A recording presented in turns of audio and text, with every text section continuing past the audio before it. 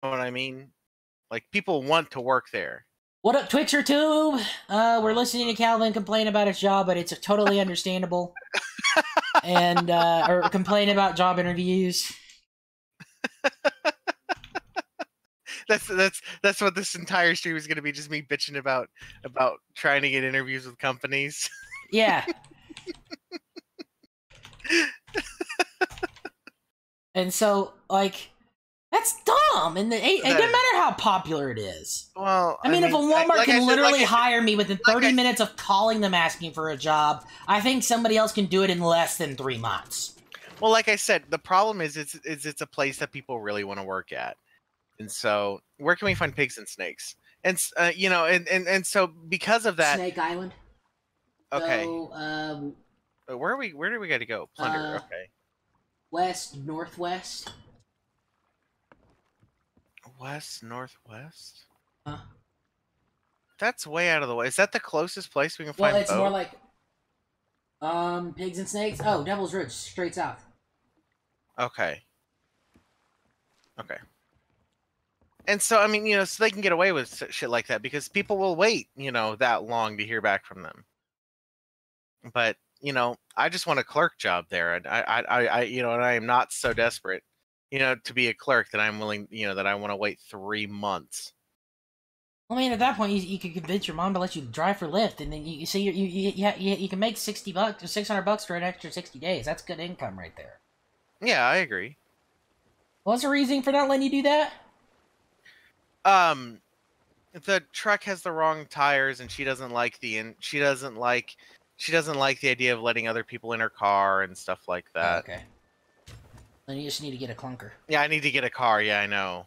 Well, so I tried to drive with Uber before when I had my Explorer, but they required you to have a car that was like 2005 or newer, and my car was the 2000. You might get away with Lyft. I don't know though. But you totaled that thing, didn't you? No, I didn't total it. I got rear-ended at 70 miles an hour. Oh. So it was not my fault. It was not my fault. But I mean, total it via insurance. I mean, I didn't say you did it. Like, yeah, no, you totaled it. Yeah, it was totaled. It was totaled. Yeah. Stupid bitch. Just talking on her phone. 70 miles an hour? How fast were you going? Nothing. I was stopped on an exit ramp. How are you alive? I was stopped on an exit ramp. She wasn't paying attention. I don't remember you telling me this at all. Yeah, I was certain I did. Because I had Xander and his girlfriend in the car, I thought you know, the car, like, the last I heard of the Explorer was the cylinder broke. Yeah. The transmission broke. Yeah. Yeah. No, yeah, that's what happened. I was sitting in there was traffic, and I was sitting in the exit ramp, and some lady wasn't paying attention and slammed into me and pushed me into the car in front of me. So she had to pay for both cars? No.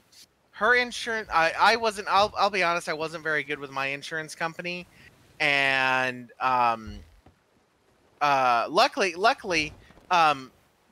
me and the lady in front of me both had the same insurance company, so there wasn't really any money going anywhere. But basically, her insurance company wanted me to pay for any front end damage to my car and half the damage to the lady in front of me's car, because I was stupid. I didn't do it right. But I mean, I ended up paying nothing, and got paid off for my car, which being a 2000, and it was only worth like $2,000. So I didn't grab a thing, and so yeah. Probably be worth like 20. What? Probably be worth. I mean, it was like, yeah, I know. I mean, but because but they go off the Blue Book value, and the Blue Book value was like $2,000. It was ridiculous. Car's a tank though. Somebody hit it 75 miles an hour. They're in orbit. I'm not moving. They're dead. They hit my car. I'll be okay, but they're dead. My Explorer was fine, except for it blew the, body-wise, it looked okay, except it blew the transmission.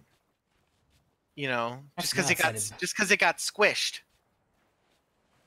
It's nuts. Mm-hmm. It shows how complicated cars are, though. Oh, there's a Seafarers here.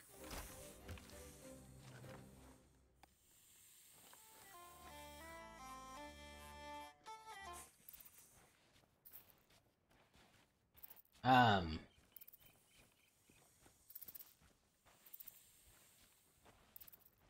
See, we need to stream early in the morning. That way we're.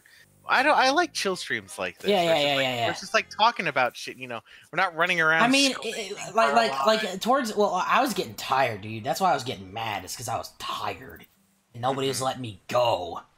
And like, oh my god, please! Like, I'm tired as fuck. But you see, you have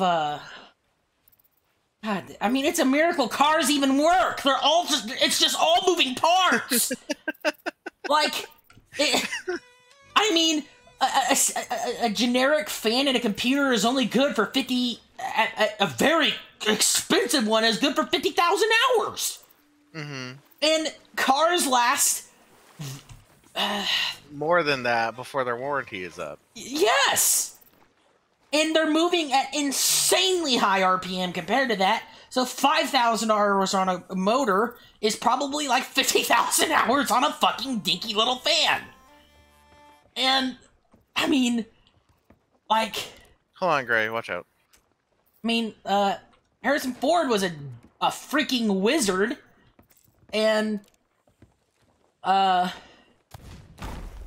I was trying to save the powder barrel. like...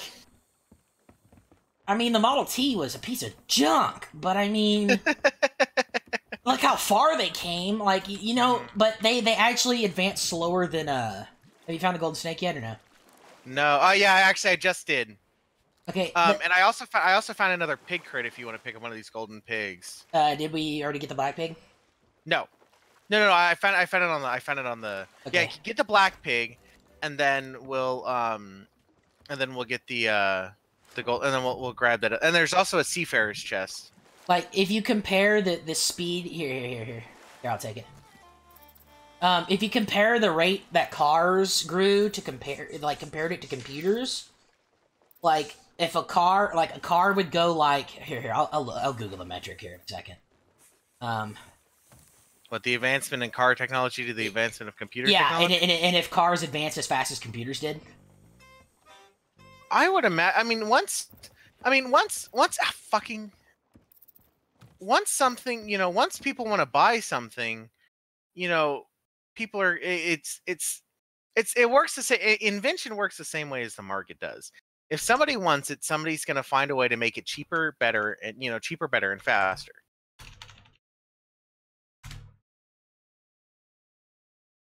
Okay, let's hear how fast cars would be if they advanced at the pace of computers. So, 1982 to 2017. All right. So, so let's say, so the mile per gallon for a Ford Mustang in 1982 is 22 miles to the gallon, and the newest one, 2017 EcoBoost 4-cycle, is 20 miles to the gallon. So it's 0.9 less. 0.9 less on the MPG. 0 to 60 is 2.9 times faster. Horsepower is 3.5 times faster. And the price is 1.5 times more. So if cars developed at the same pace of computers, a 2017 Ford Mustang EcoBoost would have 660 million horsepower. Go from 0 to 60 in 0.0034 seconds. Jesus Christ. Get about 3.6 million miles to the gallon. Are you serious? And cost $4,000. Holy shit. But the inverse, if computers developed at the pace of cars, a 2017 Apple Mac would have 43.2 kilobytes of memory, would run at 2.9 megahertz. It would be able to store 490 kilobits of data. It would cost $6,529. Holy shit. Well, it's Apple, so it already costs $6,529, but... You're not wrong, but... That's ridiculous. Oh, yeah, that's funny. That's fucking hilarious. I cannot find a black pig to save my life. I can find a bunch of golden pigs, but no black pigs. Yeah, I'm just gonna grab one of these golden pigs because I know there's a black pig, or I know there's another pig crate. So.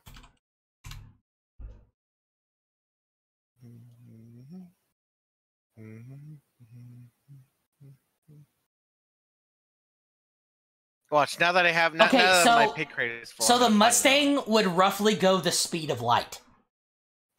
Like 99.9% the speed of light. Alrighty then. It would circle the planet 3 times in 1 second.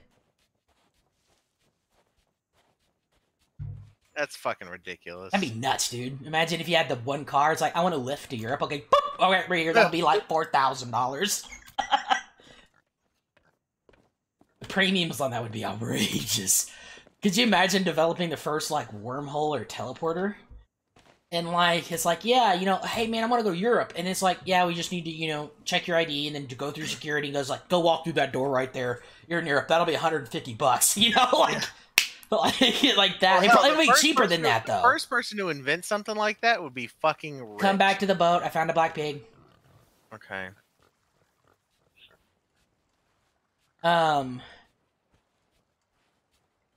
Like, but building a wormhole would be a little scary. Teleportation would be a little better. See it? I see it. Yeah, I see it. Like I said, once I okay, hold on. There's a pig crate this way.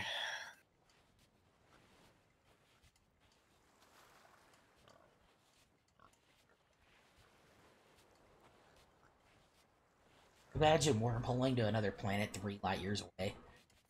Zoop! And then, what up, guys? Oh man, I've gotta go visit my mom on Mercury for dinner. Yeah, and then I have to go to Alpha Centauri for... Oh, this is a chicken coop. Shit! Alright, kill the pig. I didn't realize it was a chicken coop. I thought it was... I swear it looked like a pig crate in the sand.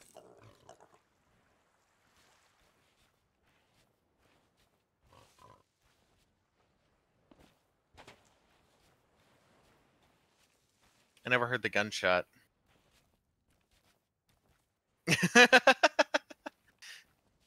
Give me a light. I don't know where this fucking pig went. Oh, it was running down the beach. Should it turn up here? Yeah.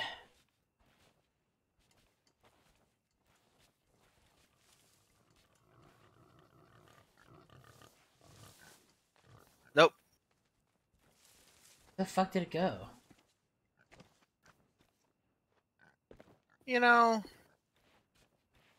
little bastards. Do you remember that Adult Swim game, My Little Bastard? Yes. God, that was so long. Fuck, probably well over 10 years. Back in the era of Flash games. I think I got stuck in a rock and disappeared. Piece of shit. Yeah, I know. I should have just killed the gold one I had.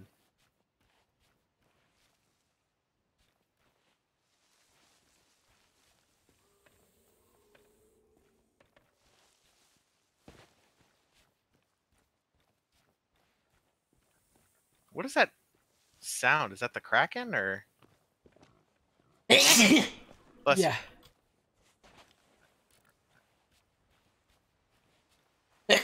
Son of a bitch! Bless you.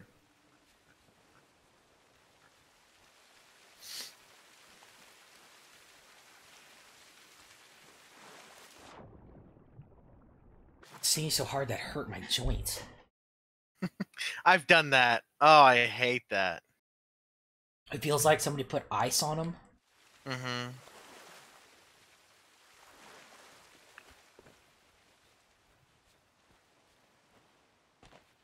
Fuck you, Snake.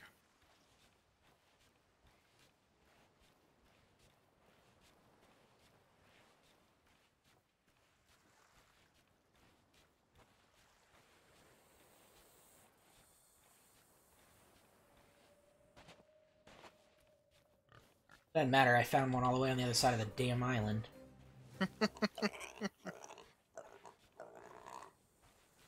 Where's Captain Snake? They're at the Oh, front I of the see boat. him. I see him.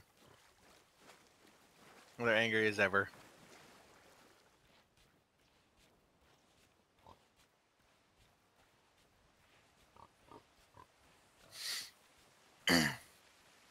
Well, we could fill a crate of we could fill a crate of anything and have enough left over to survive.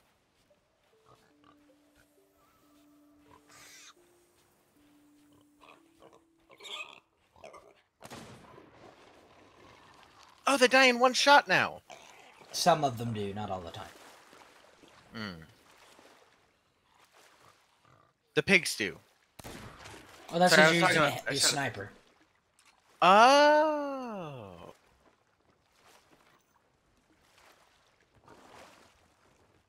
Okay, now we need to go to where? Plunder. It's just taking us between Plunder and Ancient Spire. Plunder is west northwest.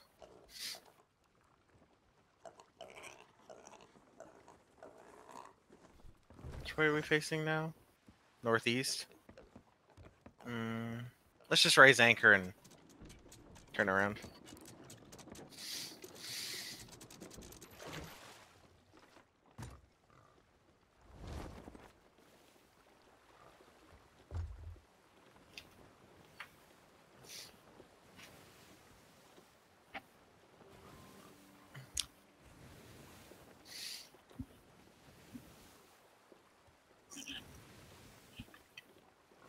Like, have you seen that video of that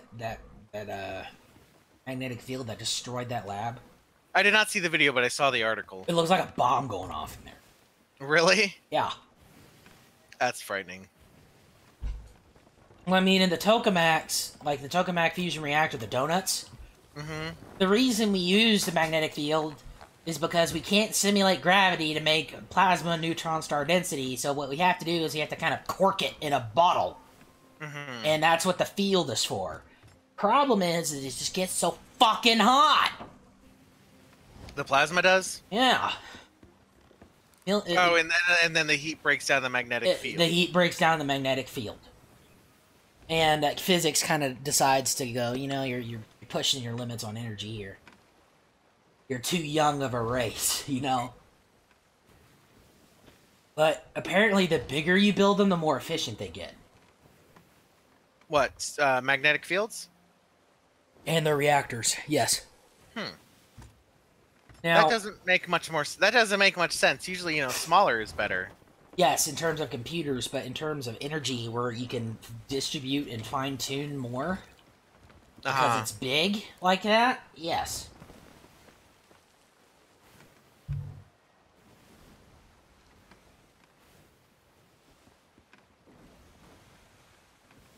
What was it? I was like, they're like, could you generate a magnetic field around a ship that could block radiation like the Earth does? I'm like, well, the Earth's magnetic field is like 0.6 Teslas, which is like nothing. It's just really fucking big. Oh, okay.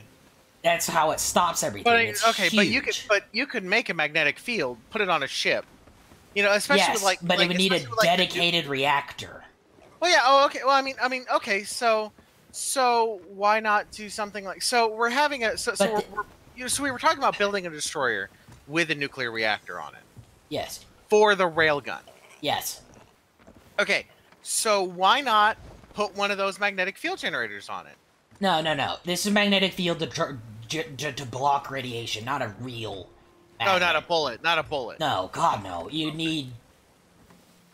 Well, that Japanese one would work to a degree. It's just it'd pull the bullet towards you. The problem is even to block radiation on something the size of a destroyer, one whole reactor would have to be dedicated to it. And the energy it would output would melt all the parts. That's the problem, is we don't have the durability yet. We don't have the unobtainium. Yeah, unobtainium? Yeah. Now, that's why you just use fucking lead. Problem with lead is it's not a very good conductor. Yeah, but it blocks radiation like no goddamn... Yeah. Nothing. Like, it's a wall. The only thing it doesn't block is gamma. Nothing blocks gamma, though. No, it blocks gamma. No, nothing blocks gamma. 10-foot wide wall? No, I read this in a chemistry book. My chemistry textbook. So, what is it? Your skin or paper will block, or your paper will block alpha, your skin will block beta radiation, and then gamma radiation you have to have either 10 feet of granite or 10 feet of lead, and a mixture, and a mixture of the two is the best. But you can stop gamma radiation with lead. You just need a lot of it. Let's see here. And besides, gamma radiation isn't really the bad one. Yeah, alpha, no, beta rays will go through your skin because they stop. It takes aluminum to stop them. Okay. Now, let's see here. You can stop gamma rays. Like, oh, there's a sloop coming up. If you want to do your little Chechen. Yeah, they can penetrate skin, but not the whole body. Okay. It's too much water. If you want to do your Chechen terrorist deal.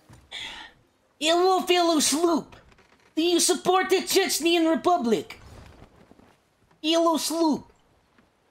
Hello. Do you support the liberation of the Chechnyan Republic?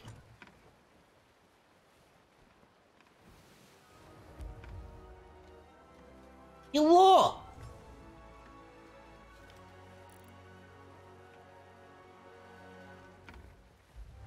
Little sloop, do you support the freedom of the Chechnyan Republic? Or is it a no? I really hope that's a no. I hope you're not a commie bastard. Hello. Great prep anchor. Okay.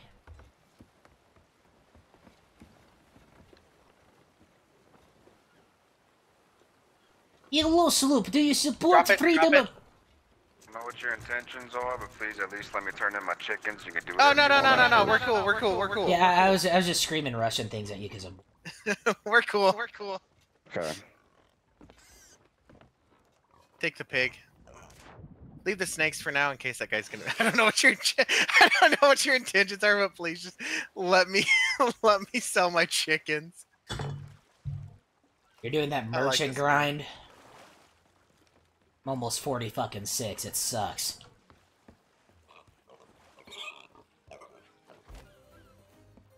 You never mean game, right? Great. Yeah, great. Play music. Ah, fuck me. Okay, apparently they get pissed off in water too.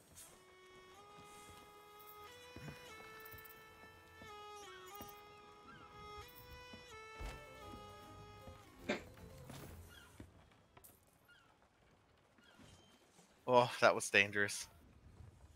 I walked in front of him as he was eating. Ah, I'm so close. Are you kidding me? What? There's like a pixel of space before I get to 42. Seriously, it's like a pixel. Okay, and I just got it. I'm 42. Yay.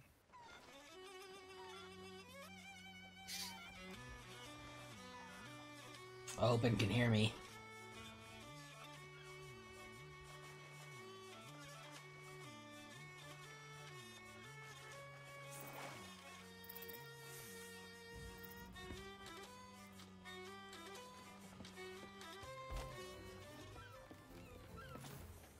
All right, that's everything.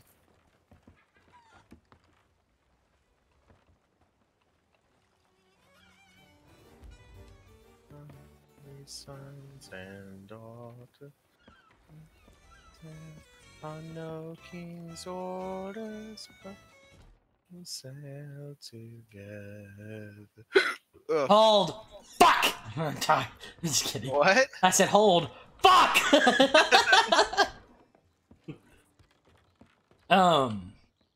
If NIT could figure out how to get their lasers to work and constantly crunch, hydrogen capsules, we could have a net positive fusion reaction now. Figure out how to get their lasers to work? Well, yeah, you'd have to figure out how to make the lasers constantly crush a hydrogen capsule, but you always have to put the hydrogen capsule in the way. It's 192 different laser beams. What, on one single, like, hydrogen atom? The capsule. What's the hydrogen capsule? I don't know what that is. It's a little capsule filled with hydrogen. Oh, okay. And it initiates fusion. Uh-huh. Pretty much just shooting a bunch of laser stuff and then watching it explode and then measuring that energy output.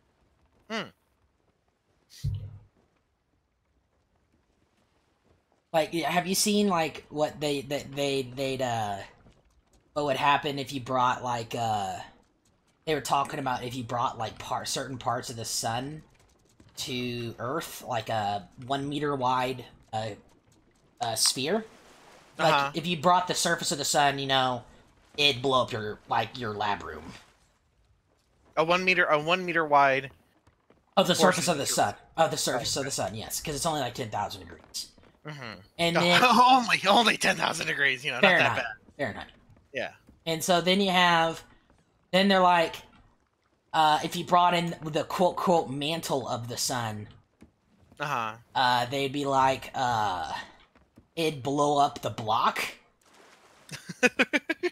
And then they're like, if you brought a core, like the main core, it would destroy everything from London to Paris.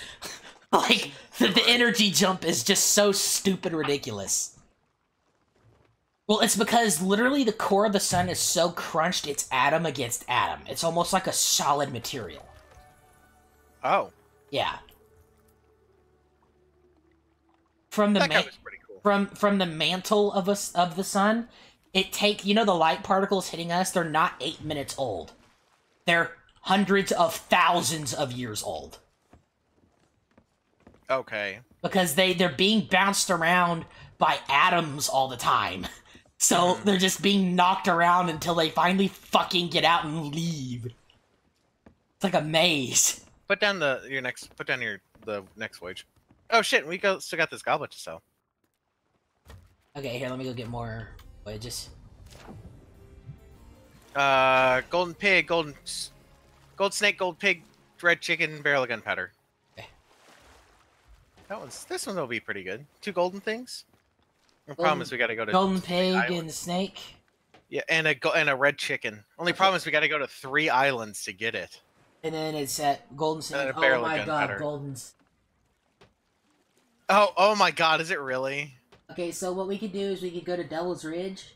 And we need to hit up a fortress on the way too. Yeah. Okay. Here, I'm gonna go start heading to unloading crates.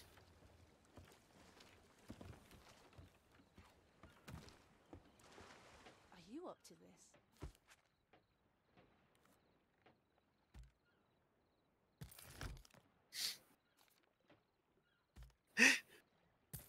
I still think that's so funny. What?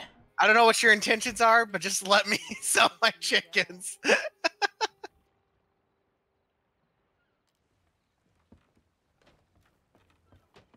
Well, I should have said, but what if we want to tie you to a radiator and grape you in the mouth? No, you should not have said that. Great, this is just supposed to be a relaxing, calm stream. I want to tie him to a radiator and grape him in the mouth. No, Gray. Oh, god damn it. It's another ooze. There's so much ooze. One time we spun a calcium carbonate atom to like 600 million RPM, and then it like disappeared, and now we don't know where it is. We don't know where it is? Yeah, it just went through the lab. Like, it just poof, and it was gone. What about this whole, conservation of matter thing? It probably flew somewhere and, like, went 1 billion miles an hour. That's probably what happened. It ricocheted off something and went really fast. Made a little itty-bitty hole in an atom-sized hole from somewhere. The glass? I guess. Okay, so we need to... Alright, so figure out where we need to go, because we need to hit up a... Okay, we can go to Devil's Ridge. Yeah. Golden Sands is way up there. Let's not go to Devil's Ridge. Let's go like Plunder Valley, Lost Gold. Oh, okay. We can like Lost Gold Fort. Here, there's Lost Gold Fort, Plunder Valley, and Chicken Isle. Those are the right ones, right? Or there's Wanderer's Refuge as well. So what we'll do is we'll just do Lost Gold Fort, Plunder Valley, and then what does Plunder Valley have on it? Pigs and chickens, and then what's the next one? What's the one with snakes? Wanderer's Refuge has snakes. And then, so it's just a big kind of like an S, sorta. Okay. So Lost Gold Fort, west-northwest. West Penis West? Yes, Gray. West Penis West. West Penis West.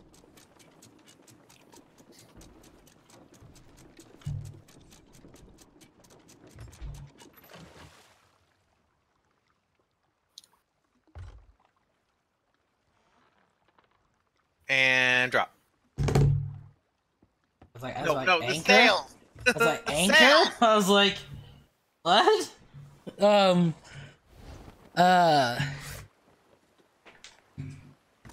Like, you know what the theory is on warp travel right now? No. It's achievable Okay. with the mass energy ratio of a Volkswagen. So that's not too bad. The Okay. problem is when you turn the field on, there's no way to interact with it after you turn the warp field on. So basically, the you issue go to warp, isn't- it never come off. Yeah, that's correct. Okay. And so Well, that's how you run out of fuel. that's if we can run out of fuel. Now, the problem is, the other problem is if you could get it to stop, because when an object goes faster than light, energy inevitably builds up on the front of the ship, on the field. Okay. Okay. So now, you know, it's like, oh, it just catches all the energy in front of it. Yes, you're going faster than fucking light. That's a shitload of energy you're picking up for really no apparent fucking reason. And so, Wait, so how do we know that? How do we know that you'll pick up energy when you go faster? because your ship acts like a giant fucking scoop. The particles get stuck on the front of your ship because you're going so fucking fast. That's only if you go faster than light. If you're not going faster than light, it doesn't build up. That's the trick. Now, the problem is, because you're building up so much energy, and in some points in matter, you're kind of crushing matter as you're going forward, Where do we need What- to go here? if- Where's the entrance? it's right here. Oh, okay. When you stop, all of that energy is still going faster than light or light speed. So anything in front of your ship is literally annihilated by cosmic energy. Uh-huh. Yeah, so that's problematic. That's why wormholes are a little more feasible, or in the case of Warhammer 40K, flying through fucking hell. So Oh, okay. So anything in front of your ship for what distance? probably I mean, light years. Because I mean, there's a lot of empty space in space. Yes, but it'd be a very great distance, easily a solar system. It's because you're going faster than light, you build up so much energy. Like, when you go faster than light, really weird things start happening. Like, you know, when you go to a black hole, they talk about the redshift effect, where everything just kind of turns into a red circle and then it gradually goes dark if you're inside of it. The exact opposite happens with faster than light. The exact opposite is a blue shift, right? It's a blue shift, but before the blue shift, you see everything. You see in all directions. That's trippy as shit. Yes.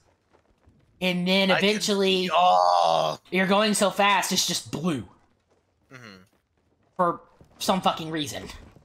So, well, it's because all the light's sticking to you. So imagine just, like, having the energy of a star like a shotgun just sitting on the front of your ship for no fucking reason. It'd be like a gamma ray burst going off. Okay, well, so since we're talking about warp drive, what if we had one of those what if we had a like we were talking about the force field, the radiation force field. What if we had one of those on the front of the ship? What if we put one of those on the front? It'd have to catch so much energy and it'd probably overload. No, not catch, just push it away. I'm not talking Magnetic fields don't push away, they catch. Great, magnets have two poles. Not a magnetic field. You know, I feel like Not like it doesn't work like that. It doesn't work like that. It doesn't work like that. not yet, but we're talking about Well, warp that's drive if we had an omnidirectional, if we had a one direction magnetic field, which doesn't exist yet. Well, we're talking about warp drive here, Gray. I know. Well, I mean, the warp drive is more feasible right now than a one direction magnetic field. Than an omnidirectional magnet. Yes. For some fucking reason. How fast is warp 1? How many times is Warp speed of 1 light? is light speed. Oh, warp 1 is light speed. Okay. Yes, warp 2 is like 3 times, and then warp 10 is like 75,000, or like warp 9.975 or something like that is like, or no, warp 9.75 is like 75,000. Well, because the Borg can go warp 10. They go, what they do is different. They do transwarp. Uh-huh. which they have these giant gateways they have to build for it to even work like that. Okay. And now it's possible to go warp 10 in a starship. It has been done. It just does really fucking weird things to you and kind of Yeah, Captain Janeway did. Yeah, it forcibly evolves you for some weird reason. And No, Captain Janeway didn't. Who did it? No, it was Tom Paris and Captain Janeway. You were right. Oh, that's Remember right. they Okay, they that's turned right. into Yeah. lizards and then had babies. That's right. I remember that. And so, now in Star Trek Online, because of the Borg technology and because of the expansion into the Delta, the Delta Quadrant, Starfleet is able to transwarp now. Mm-hmm. And so, theoretically, now they had to readjust the warp scale, but you can go warp 30. It's not instant, like the theorized true warp 10 is. Uh-huh. Now, the Traveler... Oh, no, the Enterprise D also went, infinite speed. What's infinite speed? They were everywhere at once. They literally reached the edge of the universe instantly. Wow. And so... that's theoretically possible. I can't imagine the amount of energy that takes. Probably the combined energy of the entire fucking universe, but whatever. And now that's cool. But the issue with that is, one, nobody deserves that technology. At all. The Americans because deserve it. that's not even speed. It's teleportation. It's true teleportation. There is no delay for where you're going. You are there. You're already there. You just have to stop. And that's the problem. Stopping. But then you have the transwarp, which is like warp 30, which is probably 3 or 4 times faster than warp 10. Mm-hmm. And so that's kind of fucking nuts. And because when you activate it in Star Trek Online, you go like 3 times faster. Now, Great. I think I've gotten all the gunpowder barrels, and all that's left is like. it's either transwarp or quantum slipstream. But transwarping, at least in the terms of I think that's quantum slipstream, which is transwarp 30. Now, then you have the Borg, which is damn near instantaneous too. They just had to build giant fucking conduits. Mm-hmm. And the conduits can put them somewhere, but they can't go back. Oh. Until they complete a gateway. So basically, the first time you go somewhere, you have to go with all the components to build another. Well, gateway. I mean, remember the Borg just has to have one nanite laying on a planet, and then it starts. Okay. The Borg are biological flood, like from Halo. Yeah. Or they're technological. And so, one nanite would be sufficient because it would connect to the supercomputer regardless, because that's transluminal speed connection. And then there you go, you're done. You'd have to literally obliterate the fucking planet. And really? Yes, usually. I mean, if it's a small infestation, Starfleet can handle that. It's just when it goes from an epidemic to what's bigger, pandemic or epidemic? Pandemic. Okay, if it goes epidemic, mm-hmm. it's salvageable. If it goes pandemic, you're fucked. Okay. And the planet, you might as well consider it abandoned. And mm-hmm. So we you like Warhammer 40K, and you mentioned glassing. Exterminatus, yes. Does I guess glassing's from Halo. Glassing is from Halo, yes. Okay. Is that a thing in the Star Trek universe? Yes. Usually what they do is they configure a photon torpedo to burn the atmosphere. Okay. And that they don't use that all the time. Well, obviously not. Not even the Klingons do that. The Klingons are cunts. The Romulan Star Empire does it occasionally, and they're very hesitant to use it. And Usually Well, because killing all life on a planet is generally frowned upon. Yes, not in Warhammer, where they use cyclonic torpedoes and that kind of crap. Like, one cyclonic torpedo literally destroys the planet's fucking crust. And then burns the biosphere. That's like the red. That's like red matter level well, stuff. No, yeah. well, red matter forms a miniature black hole that sucks everything for a little while. Oh, okay. Yeah, and and then you have virus bombs in Warhammer. You have atmospheric torpedoes. Then you have just traditional orbital bombardment. Mm-hmm. If you have a big enough ship detonating a warp drive. You mentioned orbital bombardment. That reminds me of Call of Duty Ghosts. Did you ever play that game? Yes, the math for that is actually correct. Yeah. The giant, dropping a tungsten rod from space. Yeah. Now, to do the devastation that they described there, it'd have to be about 2,000 tons. Okay. Now, so that'd be a tungsten rod, 3 meters wide and 10 meters long. Mm-hmm. And I'm gonna be getting that into space. You'd be better just redirecting a fucking asteroid. It would, and so Halo, they accelerate the bullet to 3% of the speed of light out of the barrel. Uh-huh. Now... So it's a rail gun.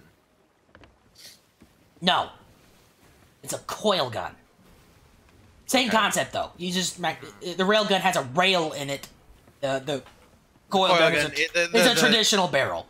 Okay, yeah, and the bullet is free floating. The bullet is free floating, and then, you still have the magnetic coils that turn on and turn off. Mm-hmm. And now, that's actually very feasible. The Halo's designs, anyway. Uh-huh. They're very stupid, rudimentary. Oh, there's a skull. And, here, you fix it up. Fucking... Fuck you, Skelly Man. And... Did he hit us? No, he didn't hit us. So when you accelerate a bullet to 3% of the speed of light... What kind of skull is it? It's a villainous. And oh, shit. If you fired it at London, it would create a 3-mile-wide crater. The kinetic energy from that would be beyond stupid. There's no way in your right mind would you ever do that to anybody. That's how big is the bullet we're talking about? That's 2,000 tons of tungsten. Oh, okay. That's nuts. Golden Pig. Literally, Superman punching somebody at 99% of the speed of light is like a super nuclear bomb going off. Like, can he do that? Yes. He can fly the speed. He can fly the speed of light, can he? Well, in some of the comics, but that's stupid. He's Superman. Come on. There's a point. Like, stop trying to make Superman as strong as the fucking Dr. Manhattan. Fuck off. Like, well, he was DC's answer to, or who came first, Dr. Manhattan or Dr. Manhattan? Okay, yeah, and that's Marvel, isn't it? No, Dr. Manhattan's DC. What else do we need? Red chicken. And a gold snake. Okay, so the red chicken is gonna be. Chronologically, I think Dr. Manhattan came first. Superman. Is he a good guy or a bad guy? Dr. Manhattan's neutral. Okay. Good leaning, but inherently neutral. Mm-hmm. Okay. And like Dr. Manhattan can like destroy the galaxy like with a wave of his hand. It's because he literally controls all cosmic energy. So it's a good thing he's neutral. Well, I mean, he's kind of omnipotent, so he has to be. Oh, okay. And then you have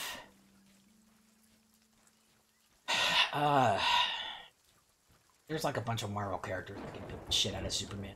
Probably Iron Man could beat up Doomsday. Superman. He could probably beat up Doomsday. Yes, Tony Stark is a fucking genius. Remember? Yeah. What was I say Doomsday? I'm trying to remember what Who's? Oh, Darkseid. I'm thinking of Darkseid. Yeah. Darkseid. No, Darkseid beat up Superman, didn't he? Yeah, Like, he was a Superman villain. Darkseid, yeah, is a regular Superman villain, and it takes the Justice League to beat him, but it's not like Thanos. I found red chicken. Where? Over by the boat. Okay. Go to the boat, and then I'll show you. Okay, I'm at the boat. Okay. Go up the hill. Okay. Where are you? I don't see you. Hold on. Where are you? Go back to the ship? I think you went up the wrong hill. Sorry. Oh yeah, come this way. Come over here. The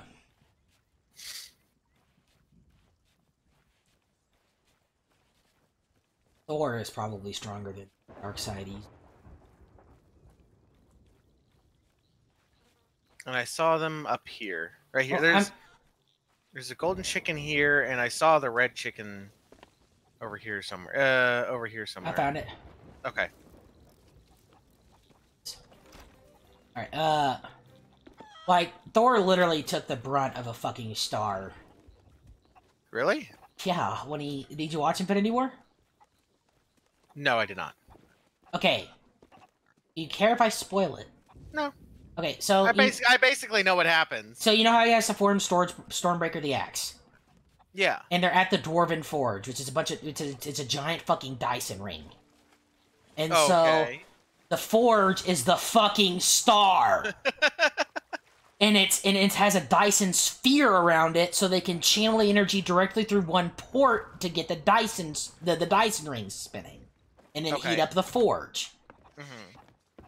Okay. So they try and open it, and the mechanism breaks, so Thor goes out there and holds it open himself with his own body. Oh, lovely. Yeah. And the reason he doesn't die... Why does he have to form this axe? I don't know. Because Mjolnir breaks. Remember, I know. I remember the Sorceress broke Mjolnir, but then he figured out how to use his powers without... It's still better for him to have a tool to channel it. Oh, okay. That makes sense. I mean, he can use it without the thing, but he's just kind of stupid weak. Mm-hmm. Well, Stormbreaker's nuts, so... But Stormbreaker doesn't have the curse that Mjolnir had. And it is much, much stronger. What was Mjolnir's curse? Oh, the only... You have to be worthy to wield it? That is correct. Okay. Like, Mjolnir used to be where if anybody picked it up, they were nuts strong. Are you fucking kidding me? They shot our fucking rowboat! Pieces of shit! Well, it protected the boat.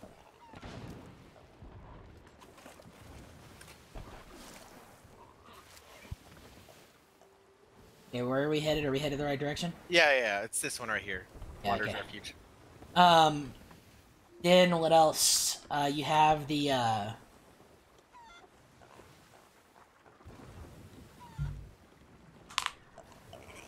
They almost had that damn glove off until Peter Quill threw a hissy fit. What do you mean? So, they were all tying Thanos... They had Thanos down. Mm-hmm. And so Mantis has him kind of, like, stunned, like, you know, doing a weird mind shit on him. Yeah.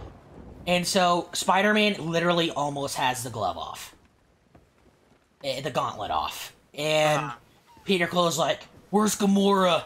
And then Mantis had to open her stupid mouth and go, he's in mourning. He's like, where is Gamora? And then Peter Quill kind of put two and two together. Mm-hmm. And then punched him in the face, and it really pissed Thanos off, and he kind of woke up.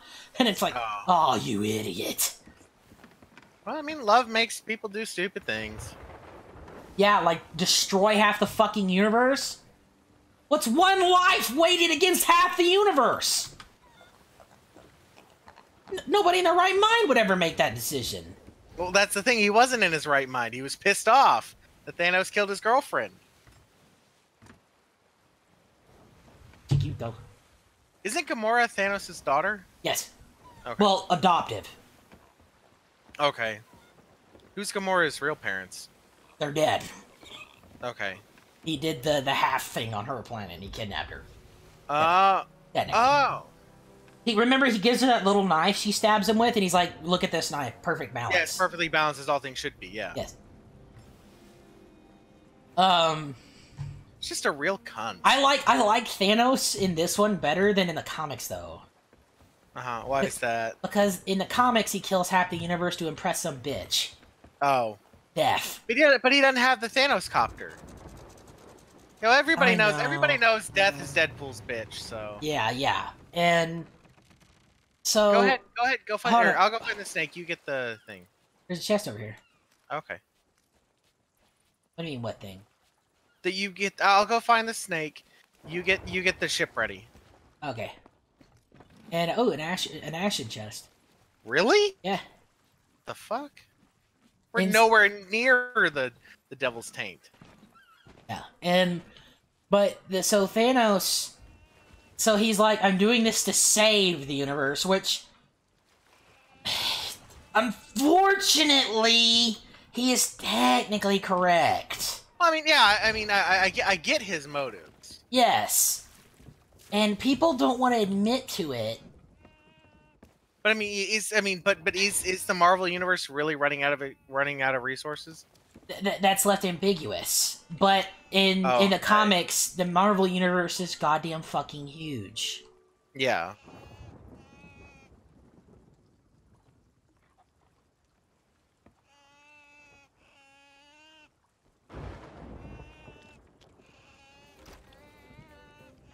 You have a problem. I can't beat the pig. Oh, shit. There we go.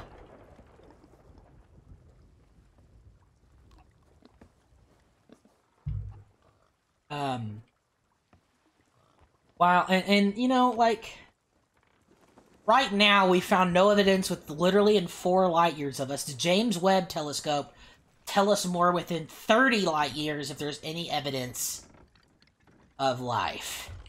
Mm-hmm. Now, well, so how would it check for evidence of, what do you consider evidence of life? It would be able to look at planets a lot easier. Mm. And now the issue is, now there you know, you have the Great Barriers. So an example of a Great Barrier is a gamma ray burst. There is no coming back from a gamma ray burst. Even at 100 light years away, a gamma ray... play music. Okay. Hold on.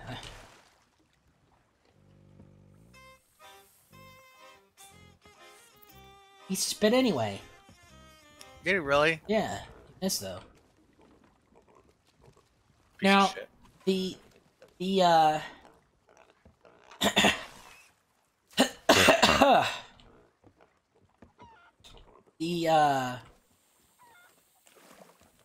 why do we have infinite water in our fucking... It's raining. Is it really? Technically, we're in the storm. Okay,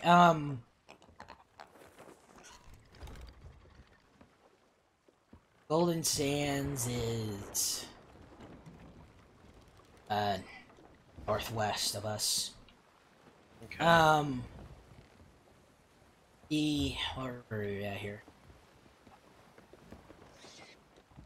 Universe. What was I talking about? We're talking about the Great Barriers. The Great Barrier. So gamma ray burst will kill you from 100 light years away. Okay, what is a gamma ray burst? When a supernova or a black hole, like, so when a neutron star turns into a black hole, or when a star goes supernova. Mm-hmm. Or is it when a neutron star collapses? I don't know. It's when a neutron star or a white dwarf does a weird thing, and then a big star does a weird thing. And so it shoots out massive amounts of energy at its poles. So it's kind of like a little laser dot. And, and it does get bigger because, you know, science. Yeah. Odds are, they happen all the time. It's just, when it would hit us, it would be a very horrible and slow and painful death. We're all going to die. It would just take forever. Why would it take forever? Because it destroys the biosphere. And then it destroys the magnetic field. So even if it was weak enough, all it would have to do really, is destroy our magnetic field, and that's it. We're done. We're dead. We're dead. Because if the gamma ray burst doesn't get the rest of it, the fucking sun will. Yeah. And we're far from our sun. Like, we're pretty far. We're also not on the pole. No, we can be the pole of our own sun. We'll be okay. It doesn't burst. It doesn't do anything. It's not big enough. Okay. It'd have to be like 25 times larger. Oh, okay. But even so, we're not. Okay, so, I mean, how far does this go? Thousands of light years. And that's nuts. Like, or you know, when neutron stars do weird things, I think when they consume matter, they explode a little bit. Yeah, so when a neutron star consumes too much extra matter and it explodes, and I think the same thing happens with a white dwarf when it re-explodes. So, Okay. a neutron star is super fucking dense. Yeah. It is so dense that neutrons are touching each other. Particles that make up atoms are touching each. Oh no! Are touching each other. A teaspoon, or is it a tablespoon? A tablespoon of neutron star weighs as much as Manhattan. Okay. A tablespoon. And the neutron stars are only 25 kilometers across, and they weigh as much as our fucking sun. How much do we know? How do we know how much these things weigh? We just do math. Okay. And We know the weight of helium. We guess the composition of both. yes, we guess the composition, and then we do the weight off of that. And then, you know, radius, and then we can account for gravity and mass, and then it's a lot of math, but we can get a really pretty good estimate. Well, I mean, if a star creates gravity, would it technically have weight? Yes, Okay. it's just, it's so big, it doesn't make a damn difference. Technically, Jupiter alone is so fat. It's so fat that, you know, like, you know how the sun, like, you know, like how the orbital, the center orbital, I don't know what the epicenter, I think it's what it's called. Of the storm? Of the epicenter of the Jupiter and sun orbit is between Jupiter and the sun. That's how massive Jupiter is. The sun isn't the center point of gravity. The center point of gravity would be just outside the sun, between. Grab the anchor. Okay. And then after this, we can still talk for a little bit, but I don't want to start. I don't have enough time to start another voyage. Okay. And so we got to get the arrows out now. Yeah. And so Just drop them down. I'd rather not. How many do we have to do? Just one. Okay, here, I'm just gonna take the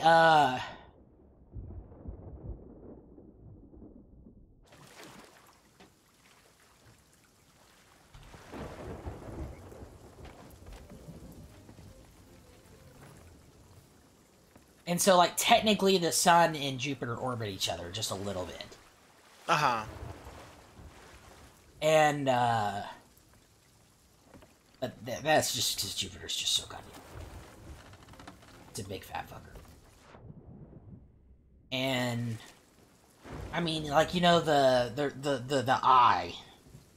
It's you know, it's fat ass storm. Can fit Yeah. 3 of us in it. 3 Earths? The Earth. And it's hundreds of years old. That storm. It's Yeah. actually getting smaller. And Oh, is it? Yep. And then you have the massive storm on Saturn's pole, and then you know the Neptune's big. I didn't know Jupiter had a storm on it, or Saturn had a storm on it. Yeah, it has storms all the time. It's just hard to see. Oh, okay. They have giant. You know when the Saturn just a giant white streak across it? That's a storm. The whole thing's a storm. Oh. Yeah, it's nuts. And then, you know, Jupiter's spot, or not Jupiter's spot, Neptune's the Neptune, the Great Dark Spot. It comes and goes every 10 years, but it's big. Got a thing for a banana crate? Oh, why not? For what? Where? We got a thing for I don't know where. Let me see. Sanctuary. If we're about to get off, we've got the bananas. Yeah. Okay. And I'm 46. Like 5 a.m. on the 8th. It is the 6th, so we've got plenty. Get of on the time. helm. Get on the helm. Oh no, you forgot to sell the skull. Oh yeah. Well, no, let's just sell it at Sanctuary. We don't have. Okay, okay.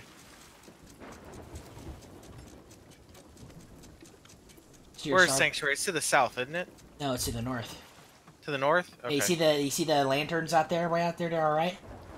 No. Are you sure? Oh yes, I do. I see him. I see him. Yeah. Let's see. We saw. Oh fuck! We saw Ow. a star get, or we saw a planet get sucked into a black hole at 30% the speed of light the other day. 30% the speed of light. Yeah. Yeah. That planet was fucking moving. Oh yeah. And we've seen. So how fast is our planet going? How fast is our flying? Here. You know, as we spin through the Milky Way galaxy and all that, you know. How fast is the solar system moving? Okay. 230 kilometers per second. Which is nothing compared to the speed of light. Oh, not at all. Okay. The speed of light is 186,000 meters per second. Yeah. So that's It's what, 1.03 times 10 to the something? No, it's 300 million meters per second. I'm sorry. It's 186,000 miles per second, I think. Okay. So it's moving at 300 million meters per second, about. And so that means it's moving at 300,000 kilometers per second. So you're looking at less than 1% the speed of light. Oh. Jesus Christ. That planet was really moving. Like 0.01% the speed of light. Mm. And so at that speed, an object can circumnavigate the Earth's equator in 2 minutes and 54 seconds. What? The speed of the 230, solar system or 30% yeah. the speed of light? No, it's 230 kilometers per second. Okay.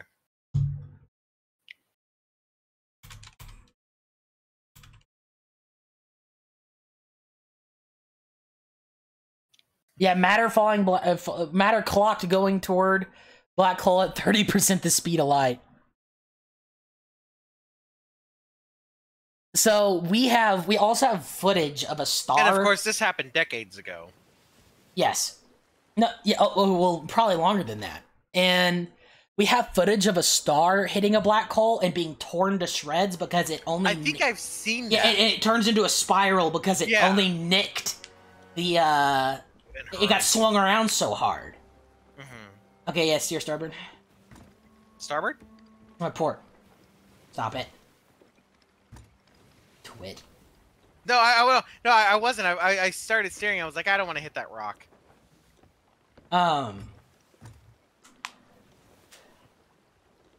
You could turn a miniature black hole into a weapon and figure out how to slingshot shit around it. That'd be nuts. Go ahead and prep anchor. Actually, probably might as well just drop it now. Yeah. Who dropped that follow? Bug496. What up, Bug496? If you're chatting in the stream, I don't see it.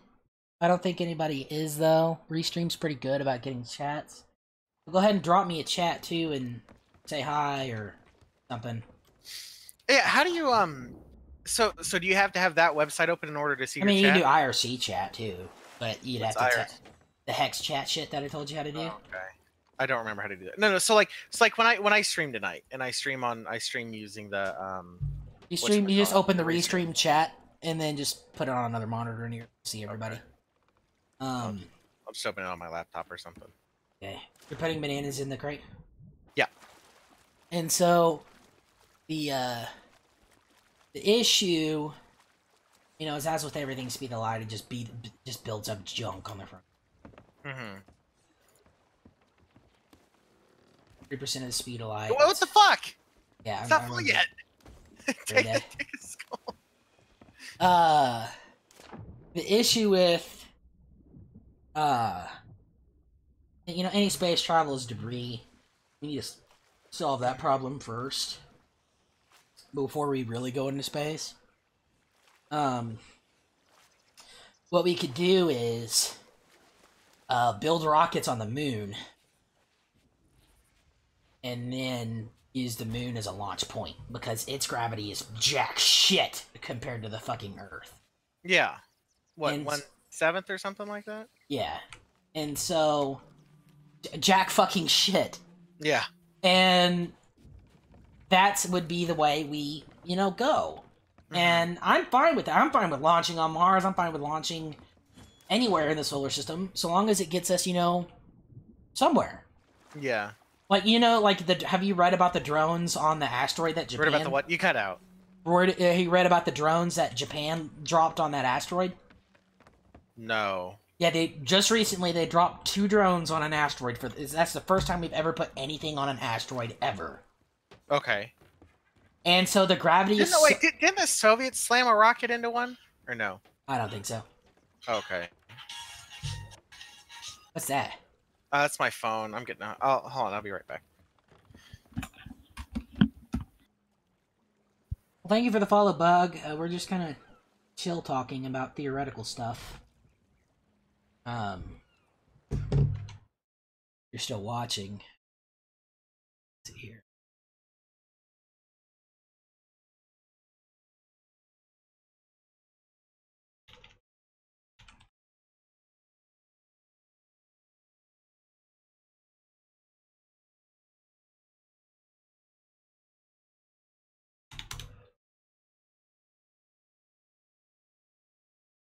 Bug 496 or 496? Just talking about bullshit. You can always just Back. put in your input. We have so if the Orion project was still a thing, sign the atmospheric ban treaty to go. Atmospheric ban treaty? Yeah, the nuclear atmospheric ban treaty. Oh. They can't test nukes in the atmosphere anymore. And you could reach, theoretically, 10% of the speed of light with nuclear bombs. You just kick them out the back of the ship and set them off. And we got the fucking math because we put a nuclear bomb in a tube. We bore a big hole in the ground and we put a tube in it. Or we cement the tube. And then we set off the bomb, and when we put a metal cap on it, on the tube, and the tube went so fast it fucking vaporized. Really? Yeah, in atmosphere, and it was gone. They said it either we never found it or it vaporized, but our math really tells us it vaporized. and the heat hadn't come out of the tube yet. Really? No. Jesus Christ. Like, most of the heat is absorbed by the crust. And it's just a shitload of matter being blasted out, so, gas. But it's not hot enough to melt steel while it's moving that fast through the fucking air. And it just vaporizes it. And that's neat. Granted, it's poisonous and toxic. Like, we used to test to see if we can generate earthquakes. We can do small ones. If we bore it, if we can undetected bore it into the side of a hill, we can level mountains with it. But oh, did Bug leave? No, Bug didn't leave. Somebody else left.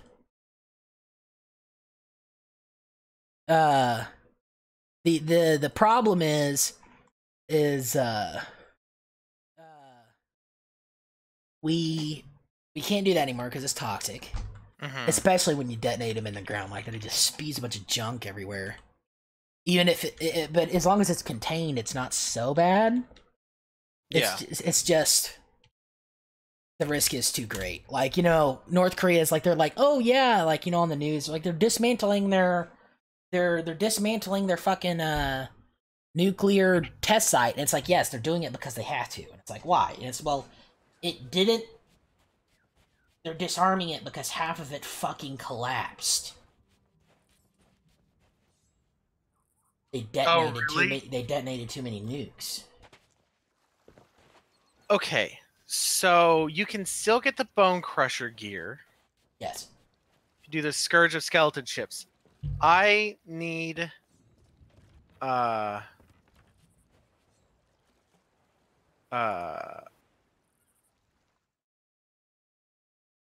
I need 17 more ships. 17 more skeleton ships. Yeah, we're not doing that. We just need to sit down and we just need to. I want the. I saw the Bone Crusher headpiece. Uh-huh. It's like a skull. Like it looks pretty cool. See if I can find it real quick.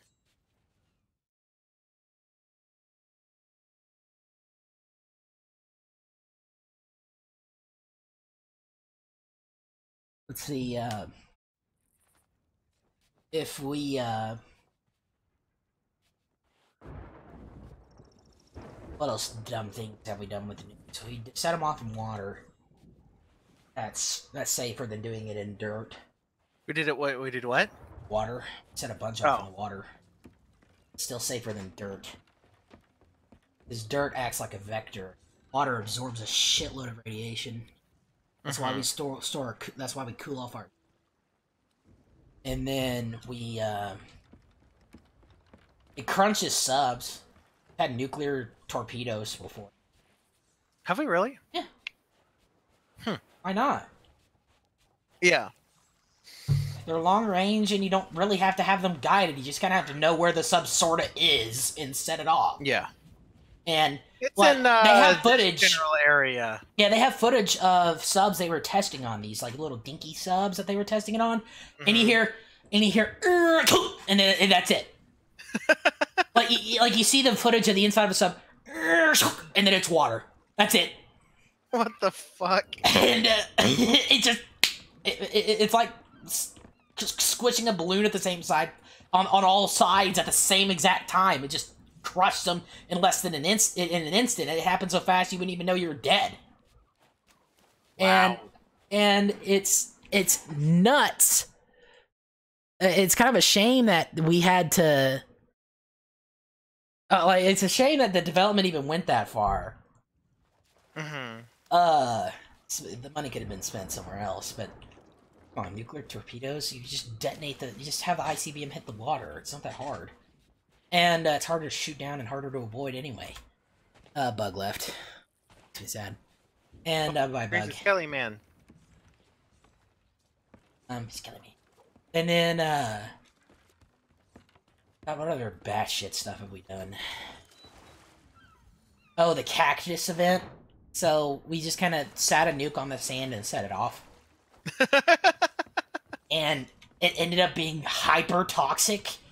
And so now we just dumped a bunch of concrete over it. And the sand was? Yeah. It glassed the sand, and then it's super toxic. It shot a bunch of radioactive sand everywhere.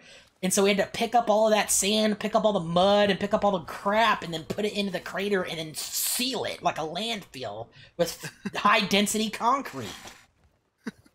And now it's starting to leak. Oh, no. Yeah. And, that we had some Pacific Islanders when we tested Ivy Mike. So that was our biggest nuclear bomb we ever detonated, 15 megatons. Yeah, that was the hydrogen bomb. Yes, it was supposed to be 5 megatons. We did our math wrong. Oh, lovely.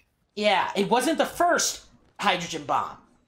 It was like the third or fourth. And we ended up poisoning a bunch of Pacific Islanders. So, we brought them to California and treated them.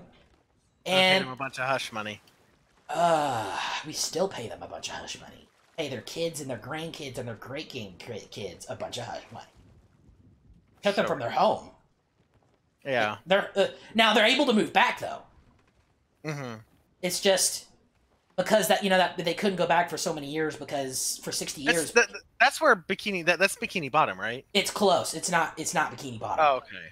Bikini Bottom was no, that might be Bikini Bottom. Bikini Atoll. No, that's the Bikini Atoll, and then yeah, it might be. I'd have to look. Well, Bikini Atoll is not really an atoll anymore. But anyway, not really a what? An atoll anymore? Oh, well, it's a bunch of craters. So yeah. Well, Ivy Mike blew away the island and made a mile-wide crater at the bottom of the fucking ocean. Nice. The test site was gone. Like the first bomb didn't do anything to the test site, and not much. And so it blew away the test site and the adjacent test site. And it's just like, All oh right. my god, guys. So what if we So if we quintuple the amount of hydrogen, we should quintuple the output.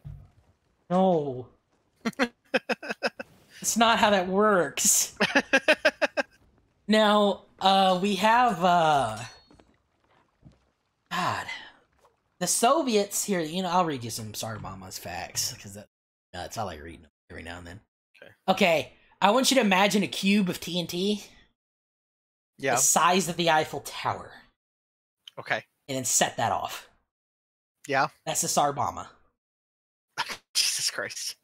So, okay, actually, I thought you were gonna say that's like a tenth of the Sarabama. No. Let's see. Let me make sure that's correct.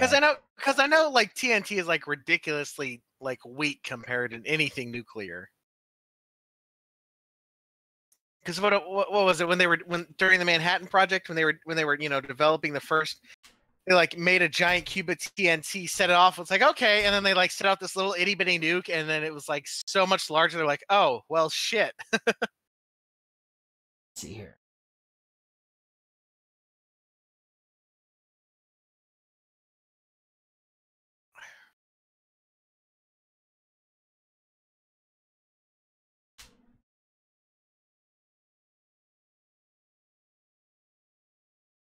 So it'd be a cube of TNT, 312 meters wide. Okay. So 1,023 feet. Let's see here. Although a simplistic fireball calculations predicted the fireball would impact the ground, the bomb's own shockwave was so powerful it reflected back and prevented this. The fireball reached nearly as high as the altitude of the release plane and was seen 620 miles from ground zero. The subsequent mushroom cloud was 40 miles high, over 7 times the height of Mount Everest, which meant the cloud was above the stratosphere and well inside the mesosphere when it peaked. The base of the cloud was 25 miles wide. All buildings within the village of Severny, both wooden and brick, were located 31 miles from ground zero, were destroyed. In district, hundreds of kilometers from ground zero, wooden houses were destroyed and stone ones lost their roof. Windows and doors, radio communications were interrupted for... Well, stone ones lost the roofs, windows, and doors. Radio communications were interrupted for 1 hour. One participant in the test saw a bright flash through dark goggles and felt the effects of a thermal pulse, even at 170 miles away. The heat of the explosion could cause third-degree burns 62 miles away.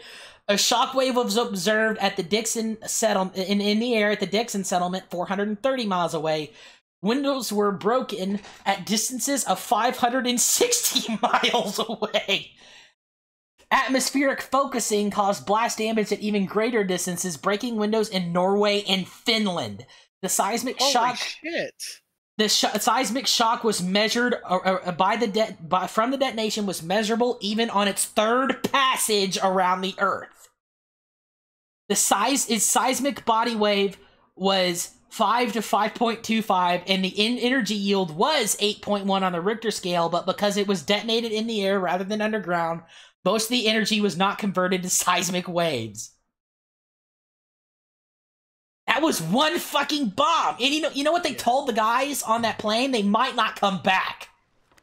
It seared the paint off the plane. That's ridiculous. The Russians were fucking nuts! Like bonkers nuts for setting that thing up. And the design for the original bomb was 100 megatons! And what was this one? 50! Oh, okay. It was too heavy at 100. Damn it. Uh-huh. They had to so the strategic bomber for the Russians, they had to cut the bottom of the plane off, even fit the fucking the bomb in there. Then they had to strip it of all non-essential equipment, and it's still, the weight of the bomb still reduced its range by half. So we don't have to worry about a 50 megaton bomb being dropped anywhere. Well, I mean, but that was back in the the 60s, 70s? Smaller is better. Smaller, more accurate is better. Or you can just, nuke half the country with one single bomb and not worry about having to hit your stop it. Okay, say this island is a nuclear target, and say there's a reinforced bunker under it. is Uh-huh. elevator. So you can have one bomb that's 50 kilotons. That is, and like say that house right there is the target. Okay. Now with a guided nuke, which we don't have, we just started building them. We've never really had a guided nukes. Like I'm talking like super accurate guided nukes. If it hits that house, it will destroy the bunker. It's 50 kilotons. Mm-hmm. Now, if it's an unguided nuke, like most of our free fall bombs are, the yield would have to be 400 kilotons. Assuming it didn't hit the target. Assuming it didn't hit the by target. chance. By chance. 8 times larger. Mm-hmm. So instead of, having many thousands of casualties, you only have like 700. So, and you tell me what's good. I mean, and, it's probably better to, just get rid of our freefall bombs and swap them out for smaller, cheaper, guided falls. Yeah. And it pissed off Russia. Pissed off North. Pissed off the US. That's what pisses him off. It's not that piss him off that we can reactivate stealth cruise missiles and put bombs on them. Stealth cruise missiles? Yeah, they existed in the 80s. They were disarmed in the 90s. Mm. They were like a B-2 stealth capable, but a cruise missile. Holy shit. So it's like the size of a tennis ball, like the radar signature of a tennis ball flying around with a nuke on it. And 3 of them, so they were shipped from Oregon. 3 of them were shipped from Oregon to Lafayette in Louisiana to be disarmed, or somewhere in Louisiana to be disarmed. And, they were supposed to be regular conventionals that were shipped. They accidentally shipped 3 of the nuclear tips with the bombs on them. Oh, lovely. And so for 48 hours, 3 nukes were unaccounted for. And so the Pentagon goes, oh shit! And they're like, and so Lafayette, so they got the call from the Air Force Base. Oh, we don't have the equipment for this. And they're like, what do you mean? And it's like, we just shipped us 3 fucking nukes. Like, why? So, freak out the. Have you heard how we almost we almost bombed ourselves in North Carolina? I know that the plane went down or something. Okay, it's actually a lot worse because new information came out. Oh, okay. Okay, so the Goldsboro B-52 crash. So, the aircraft, the B-52G, was based at Seymour Johnson Air Force Base in Goldsboro. Around midnight, January 23rd, 24th, 1961, the bomber had a rendezvous with the tanker for aerial fueling. During the hookup, the tanker crew advised the B-52 commander that his aircraft had a fuel leak in the right wing. The fueling was aborted and the ground control was notified of the problem. The aircraft was directed to assume a holding pattern off the coast until a majority of the fuel was consumed. However, when the B-52 reached its assigned position and the pilot reported that the leak had worsened and 37,000 pounds of fuel had been lost in 3 minutes. That's a lot of fuel. Oh yeah, the aircraft was immediately directed to return and land at Seymour Johnson Air Force Base. As it descended on its approach to the airfield, the pilots were no longer to keep the aircraft in stable descent and lost control. The pilot in command ordered the crew to eject, which they did at 9,000 feet. 5 men bailed out. Another bailed out and did not survive the landing, and 2 died in the crash. The 3rd pilot of the bomber, Lieutenant Adam Maddox, is the only man known to have successfully bailed out of the top hatch of a B-52 without an ejection seat. So he just opened it up, climbed out, and jumped. Okay. Let's see here. Damn it. Although the crew's final view of the aircraft was in an intact state with its payload of 2 Mark 39 thermonuclear bombs on board, it broke apart before impact, releasing the bombs. The wreckage of the aircraft was covered a 2 square mile area of the tobacco and cotton farm at Faro, about 12 miles north of Goldsboro. The two 3 to 4 megaton Mark 39 nuclear bombs separated from the gyrating craft as it broke apart at 1,000 and 2,000 feet. 3 of the 4 arming mechanisms on one of the bombs activated, causing it to execute many of the steps needed to arm itself, such as charging the firing capacitors, and critically, the deployment of a 100-foot parachute. Let's see here.